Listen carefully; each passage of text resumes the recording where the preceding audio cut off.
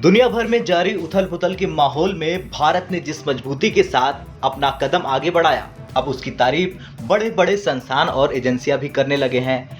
खासतौर से बीते 9 साल यानी मोदी सरकार के कार्यकाल में भारत ने जो करिश्मा किया, उससे हर कोई हैरत में है। अब एक रिपोर्ट में भी इस पर मुहर लग गई है। दिग्गज वित्तीय संस्थान मॉर्गन स्टैनली ने जारी अपनी रिपोर्ट में कहा कि भारत ने 2014 के बाद से कई इलाकों में बदलाव किए हैं और एशिया और ग्लोबल ग्रोथ का एक ताकतवर खिलाड़ी बनकर भारत उभरा है।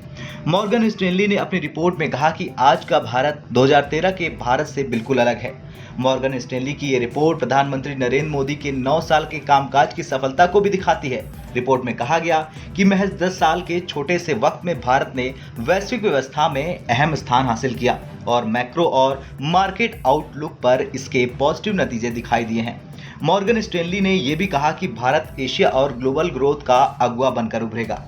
रिपोर्ट में भारत को लेकर एक तबके के मन में बने हुए संदेह को भी खारिज कर दिया गया। इसमें कहा गया कि जो लोग मानते हैं कि दुनिया की दूसरी सबसे तेजी से ग्रोथ करने वाली इकोनॉमी और बीते 25 साल से सबसे बढ़िया प्रदर्शन करने वाले स्टॉक मार्केट के बावजूद भारत अपनी ताकत को पूरी तरह से भुना नहीं पाया और देश के इक्विटी मार्केट्स के वैल्यूएशंस काफी ऊंचे हैं, वे भारत में 2014 के बाद से हुए बदलाव की अनदेखी कर रहे हैं। मॉर्गन स्टैनली ने अपनी रिपोर्ट में यह भी बताया कि खास तौर पर किन 10 एरियाज में भारत ने बड़े बदलाव किए हैं। इनमें सप्लाई के मोर्चे पर पॉलिसी रिफॉर्म, इकोनॉमी का formalisation, direct benefit transfer, insolvency and bankruptcy code, FDI पर फोकस और महंगाई काबू करने के लिए लचीली नीति शामिल है। रिपोर्ट में उम्मीद जताई गई है कि इन्हीं सब वजहों से मैन्युफैक्चरिंग और कैपेक्स का नया साइकिल पैदा होगा और जीडीपी में इन दोनों की हिस्सेदारी भी बढ़ेगी। मॉर्गन स्टैनली ने उम्मीद जताई कि 2031 तक भारत की एक्सपोर्ट हिस्सेदारी बढ़कर 4.5% हो जाएगी,